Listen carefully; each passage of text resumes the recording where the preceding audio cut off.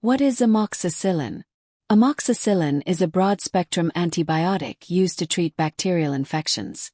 It belongs to the penicillin group of drugs, used to treat infections like ear infections, throat infections e.g. tonsillitis, strep throat, sinusitis, bronchitis and pneumonia, urinary tract infections, UTIs, skin infections, sometimes used for dental abscesses. How it works. Amoxicillin kills bacteria by stopping them from building their cell walls. Without a proper wall, the bacteria die. How it's taken.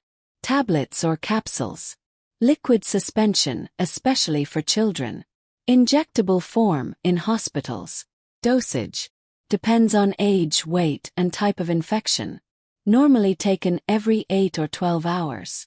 Always complete the full dose, even if you feel better early.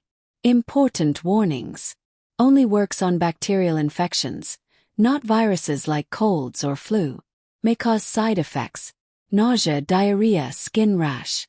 In rare cases, allergic reactions or yeast infections. Do not take if allergic to penicillin.